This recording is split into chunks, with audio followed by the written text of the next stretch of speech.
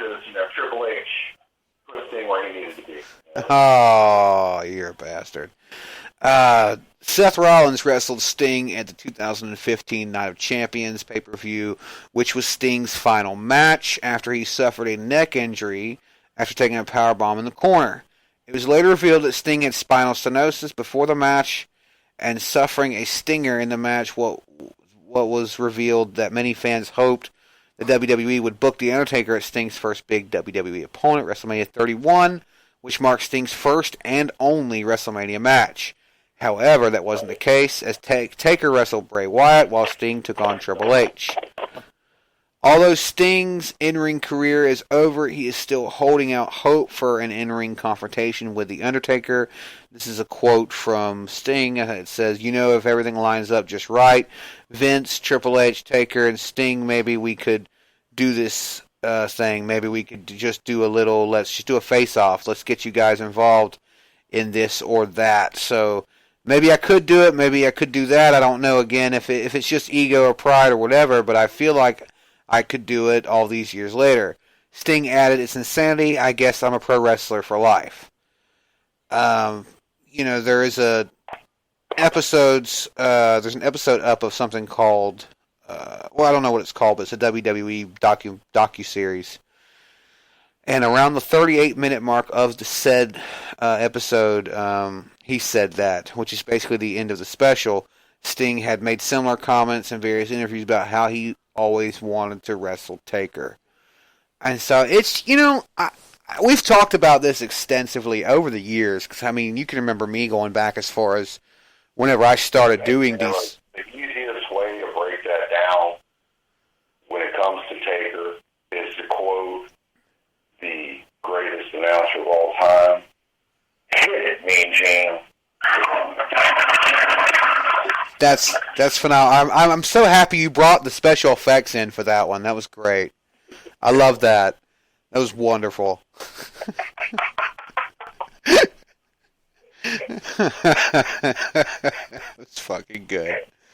I've talked about this extensively over the years. Me and you have talked about it over and over again, and I really, really thought that it would just have made the most sense at WrestleMania 31 to pit the WCW guy, the only guy who never jumped, the only guy who never made that jump, to the WWF, to put him against the Phenom, to put him against the dead man, The Undertaker. It's a dream match in the making. We've been wanting this. They talked about it on WCW television in the 90s, about seeing that dream match with a certain dead man up north. They wouldn't quite name him, but we always knew who they were talking about. And this is years in the making, 20, 30 years in the making. And they had the opportunity, and they are both in moderately good health. Undertaker's streak was gone, but he could still wrestle at the time. Sting was coming back. He was pretty healthy, and they fucking let it go. They ruined it. And I'm it's like you just said, though, when Sting came over and, he got hurt by Rollins and all that, but they said that was a pre-existing condition. Yeah. That might be why Sting never came. Well, no, Sting never came because he was a smidge busy with Dixie up in TNA. They would not let him retire. At any time. He could have left that shit. He could have left Dixie at any time he was fucking around. Oh, I agree, but, they kept signing him to contracts. They wouldn't let him fucking retire. He talked about retiring a couple of times, and TNA just kept paying him out the fucking nose to keep him at Impact. 31 was the best and, honestly, in my opinion, the only chance we ever had to see Sting versus The Undertaker. They can't say they didn't have enough time because he showed up in November of 2014, and it was Survivor Series. It was Undertaker's pay-per-view. He debuted at Survivor Series. This was the time. Everything was aligned. The stars were in order. All you had to do was book it. And they didn't. They could have easily booked an Undertaker appreciation night on Survivor Series. He shows up to do some talking, and then bam, from behind him there's Sting with a reverse DDT, and then it begins. The biggest fucking rivalry in the history of wrestling to have never touched Sting and The Undertaker. And, it's wasted opportunities like that drove so many fans away and has continued to drive fans away from WWE. Is it believable? Yeah, it's believable. You think so? Yeah, of course I do. It's Sting and the fucking Undertaker. Why wouldn't it be fucking believable? Because right off the top of my head, I can think that if you put this person in a ring with Sting would get his ass beat. I mean, right off the top of my head, I can think like 2 or 3 people. Do I think that Sting would go over The Undertaker? I don't know. I personally believe that Undertaker. Let's look at this objectively. Let's go into this fight. We're not going to analyze this too much because, my God, I've analyzed this fucking match from top to bottom. I can pretty much tell you what they'd smell like in this fucking match. Right. But just, I think I've talked about this before. You go into this match. Let's look at it like anybody walking into wrestling, having no idea that it's choreographed, it's work, whatever. Taker's a big motherfucker, and size advantage is a big fucking deal. And personally, in a one-on-one scuffle, I really do think Undertaker would walk away with a victory. Yeah, I do too. But it's the same as, and that's what I'm saying, the same as if Sting got into the ring with Brock Lesnar, I think Lesnar would crush him. That's because Brock Lesnar is one big steroid. He's just a steroid molecule. There's. Well, the only difference is Taker. I don't know if Taker's a steroid molecule. I mean, but he's a big motherfucker, dude. I mean, that's just you don't. He had a better shot, and I could have seen if they would have built it right. Sting against Rollins, Sting against the Lunatic Fringe at the time would have been an awesome match. Punk, that would have been a great fucking match. Well, yeah, but Punk just got back like yesterday. Yeah, but somebody of Taker's size and stature, I don't believe it. There's no, that would be like, it's not the same, and this is just a name I'm throwing out there, but it would be like that little dude that we hate so much, Rockstar Spud fighting The Undertaker. Yeah, but the difference between Rockstar Spud, you can't compare Rockstar Spud and fucking Sting. I mean, what brings Sting to the table and what makes this a believable fight is, number one, his technical ability. Number two, the aura and mystique surrounding the character. I mean, Sting is a loose cannon. Sting is, he's an icon. He's there for a reason. I'm not saying we put Marco Stunt in the same fucking ring with Undertaker. I'm saying we put the icon, the franchise, one of the greatest wrestlers in the history of WCW and the world, in the ring with the Undertaker. I agree. I think, but again, I think the biggest mistake they ever made was, Sting at WCW, Sting at, with Dixie Carter over at Impact, then Sting at WWE. You notice the size difference? How they made him bulk the fuck out? I think it destroyed Sting's image. For 3 times the size he was when he was at Impact. And they do that, just like they did with Ric Flair. Ric Flair looks like a moron now, dude. He's a musclehead. Well, all that shit this Sting used to be able to do because of his size, he's probably not going to be able to pull off. In Ric Flair's defense, he's always looked like a moron, just to throw that out there. Well, whatever. I'm saying, but where Ric Flair gave the American man, hope, and the taxpayers and the workers, belief that they could win, he looked like an everyday Joe walking up the street. He wasn't all muscle-bound and, crazy looking. And he would still win. He's the dirtiest player in the game, whatever.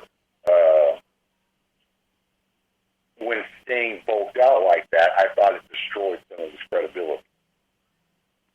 Well, and I understand WWE made him. I'm sure they make everybody at WWE do that shit. But why? Well, that's because Vinnie Mac's got a hard-on for the big guys. Yeah. As whatever. Well, with him is Vince, which you don't understand. Sting got to that level of you wanting him that bad? Not like that. Why the fuck are you going to make him like that? He was Sting, dude.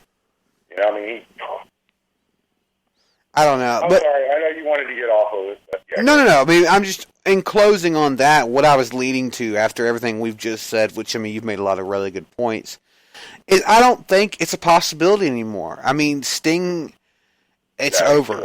You know, I mean, it's over with. The possibilities are done. You know, it's 2019. That was fucking 5 years ago almost. It'll be 2020 in just 30 days. It's been 5 years. And, you know, unfortunately, I hate it, but it's over for Sting. Taker needs to be done. They're both too old to even have a decent match. We've seen the Goldberg Undertaker. And again, we could get into that fight all day long. I thought that was a good match. Oh, Jesus. No, dude. That was the worst fucking match I've ever seen. I think that I think that Zach Gowen could have a better match with his severed leg.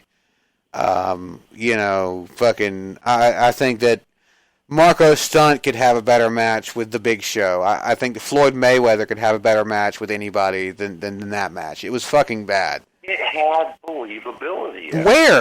Where did it have believability? You know, fucking Goldberg has so much dementia and Alzheimer's that he, you know, obviously does his spot where he bangs his head against the fucking door before he walks out to the ring, and he concusses himself because he's so fucking frail now, and he couldn't even hold up Undertaker, who he this is the same guy who's jackhammered Big Show, who's jackhammered Reese from Raven's Flock in WCW, who has picked up some of the biggest guys in the business and tossed them around like they were fucking ragdolls, couldn't pull Undertaker up and do the jackhammer believably, pretty much dropped Taker down on his fucking head.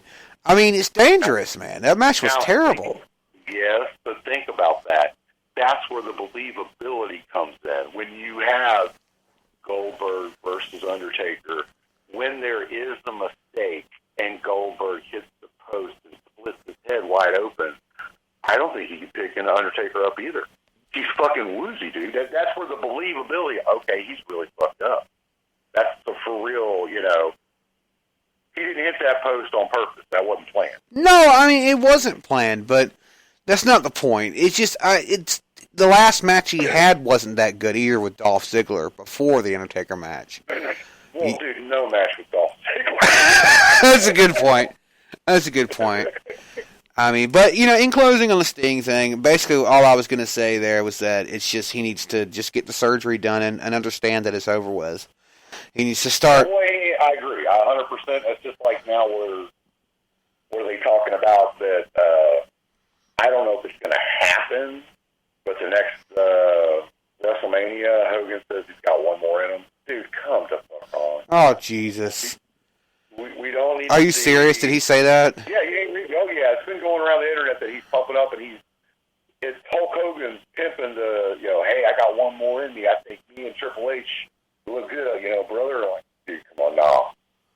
You know, I just had the same fight on Facebook earlier because I'm sure you've heard about the crew tour that's coming up, right? Yeah, we talked a little bit about that too. Yeah, already. Yeah.